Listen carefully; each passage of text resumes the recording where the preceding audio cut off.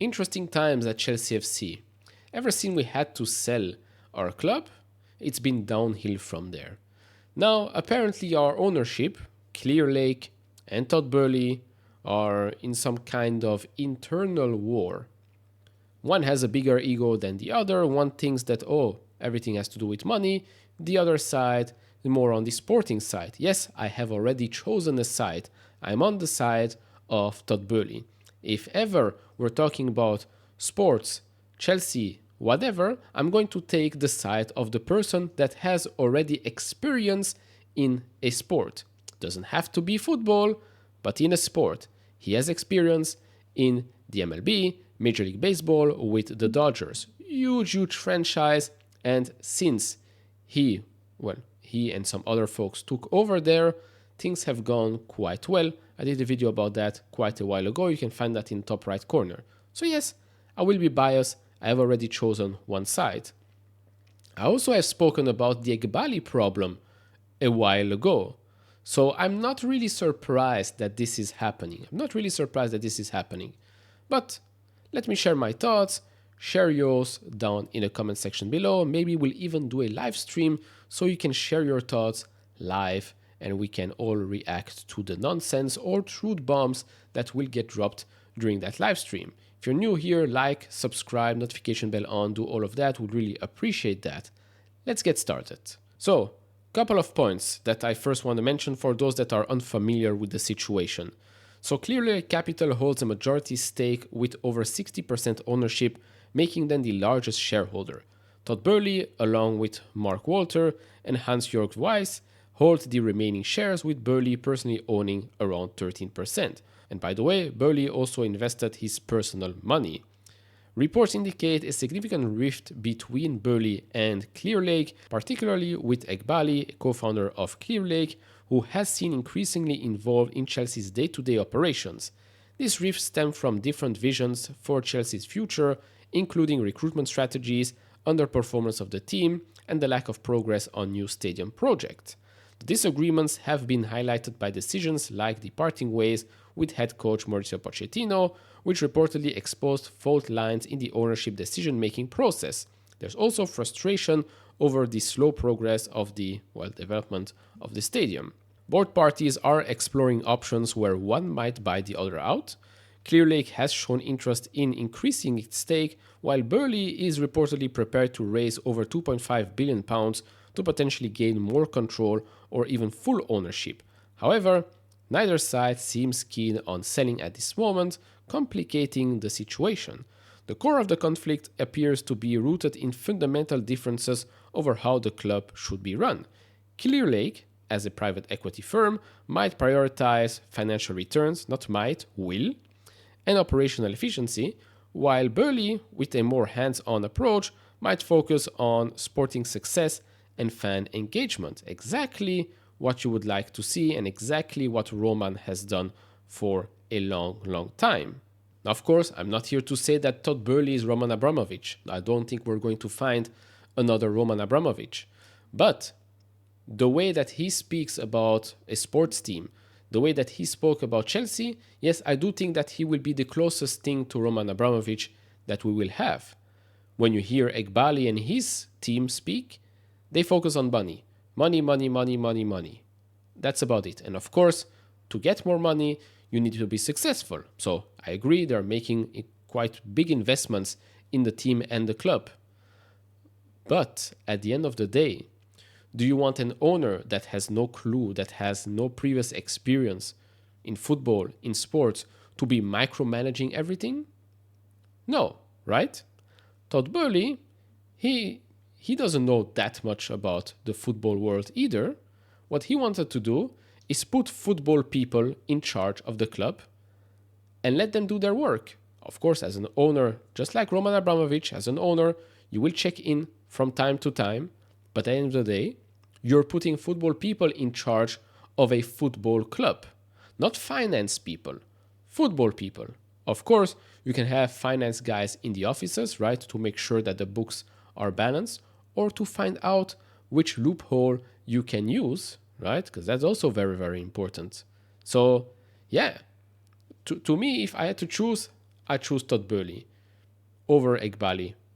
100%. 100%. How will they solve this situation? No clue. No clue. Unless we, the fans, put a lot of pressure on Egbahli and Clearlake, I don't see how they will sell their share, their majority stake in Chelsea to Todd Boehly and his other friends that, I don't know, will have to come in with a lot of money, right? I mean, wishful thinking here, you should just call Roman Abramovich and make a deal, but that will never happen. So, yeah, it's probably going to be interesting times yet again at Chelsea. We really did not need that. And I'm not here to say that, oh, if Todd Boehly takes over, you should bring back Pochettino, sack the coach. No, he wanted stability. That's why he backed Pochettino. He also saw the performances in the last 6 months, which were much, much better. He wanted stability. If you heard him speak, I think a couple of months ago, he spoke about patience, spoke about building things, building successful things take time. So patience is key. Changing coaches every now and then, well, not every now and then, every single season, buying 20,000 players, paying $100 million on one player that has not really proven much, actually paying that amount of money on a couple of players that have not proven much is not a good strategy. So again, I can understand Boehly's side at 100%. Now, all the reports, I'm not saying everything is accurate, but from my personal gut feeling, I've been having the same feeling for a while. Yes, at first I was also duped into thinking that everything that's gone wrong with the club is Todd Boehly, Todd Boehly, Todd Boehly. Okay, but it didn't take a while to figure out that Todd Boehly doesn't own that much of Chelsea, and that the majority of the, let's say, BS that has happened has to do with what the big side has decided. Plus, you can go on YouTube or on this channel and you can find some interviews from Egbahli, from Todd Boehly, and think for yourself, not what I'm saying, what not the other creators are saying. No, listen to what one guy has to say, listen to what the other guy has to say. Who do you want to have as the owner of Chelsea FC? To me, that was, or that still is, Todd Boehly. How will they solve their issues? I don't know, because like I started this video with, both of them probably have big egos.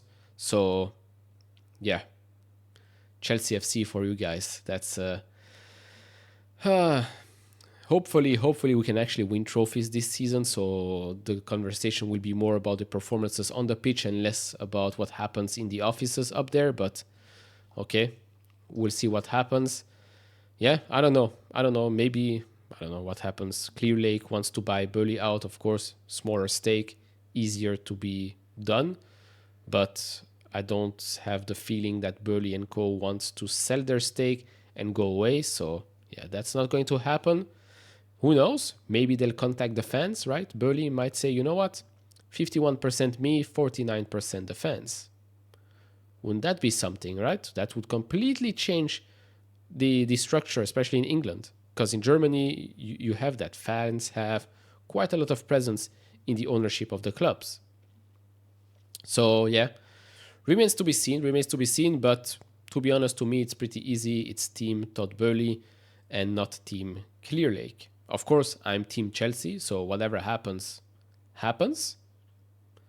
But, yeah, one side is a sporting side and the other one is a more money side. Of course, as investors, at the end of the day, you want to see a return on investment. But one sees a return on investment based on success, long-term success of the club.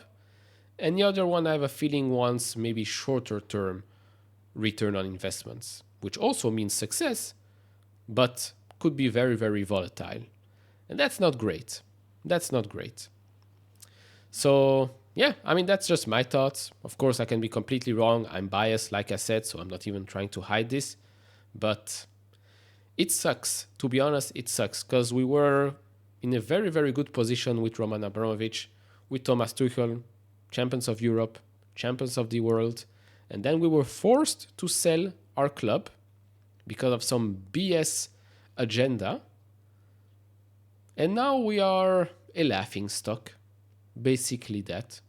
A laughing stock. A pretty powerful one, still pretty powerful. But yeah, pisses me off as a fan, right? We spent time, money on the club, and it feels like we're getting slapped left, right, and center for the past couple of years. So, yeah. That's just my opinion, of course. Do share yours down in the comment section below. Like, subscribe, do all of that. See you in the next one. Bye-bye.